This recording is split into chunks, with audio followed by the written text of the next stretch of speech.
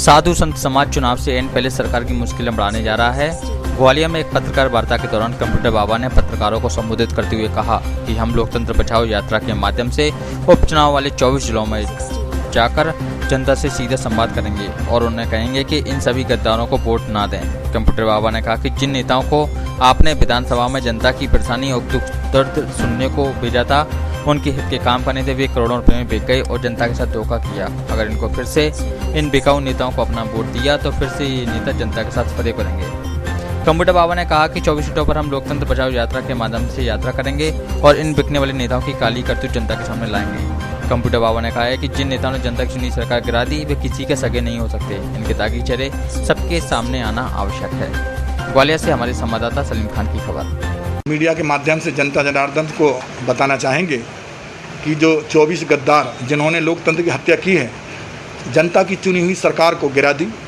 संतों का आशीर्वाद, संतों ने आशीर्वाद दिया सरकार को, उन्होंने गिरा दिया। जिन्होंने 15 महीने में जो धर्म का, समाज सेवा का काम किया कमलनाथ सरकार ने, वो 15 साल में भी नहीं हुआ, ऐसी सरकार को गिरा दिया। इसलिए पूरे संत समाज सड़कों पर उतरेगा, हर विधानसभा में जाएंगे, अपनी बात को रखेंगे और इनकी जो हकीकत चेहरा है, जो नकली चेहरा है, उसको उजागर करेंगे और जनता को बताएंगे कि इन्होंने खरीद फरोख्त करके अपने स्वार्थ के कारण जो है सरकार को गिराई है और भ्रष्ट शिवराज सरकार के साथ में मिलकर के, और किसी ने खरीदा, किसी ने बेचा। जनता की वोट जो है उसको बेच दिया, जनता को बेच दी और खुद भी बिक गए।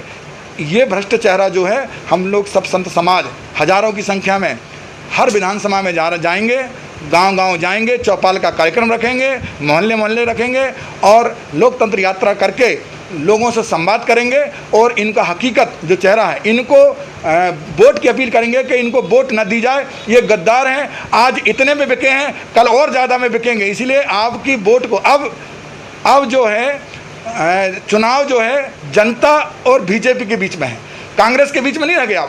अब जनता की चुनी हुई सरकार और बीजेपी, अब दोनों लड़ेंगे कि जनता ने वोट दी वो ठीक, कि इन्होंने गद्दारी की, बेच दिया वो ठीक। इसलिए जनता इनको सबक सिखाएगी। तो ये यात्रा कब से प्रारंभ होगी? आज से ही प्रारंभ हमारी यात्रा, और जब तक चुनाव नहीं होगा तब तक चलती रहेगी। लोगों के पास हम लोग जाते रहेंगे। लेकिन जैसे कि आपके गोविंद सिंह, कांग्रेस पार्टी के जो पूर्व मंत्री गोविंद सिंह हैं, उन्होंने अपनी सरकार पर आरोप लगाए हैं कि उनके ऊपर का मैनेजमेंट सही नहीं है। तो क्या माना जाए कि जब मैनेजमेंट सही नहीं है तो फिर नीचे की स्थिति कैसे सही होगी? हमें मैनेजमेंट से, कांग्रेस से और बीजेपी से कोई लेन देन नहीं है।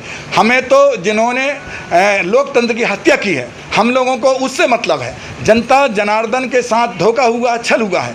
जिन्होंने वोट दी, जिन्होंने 5 साल के लिए चुना, ये 15 महीने में ही वापस आ गए, कुछ खरीद फरोख्त करके आ गए और लोगों को मूर्ख बना दिया। जनता इनको सबक सिखाएगी। संत समाज इनकी औकात को, इनको हकीकत को सामने रखेंगे। कितने साधु संत?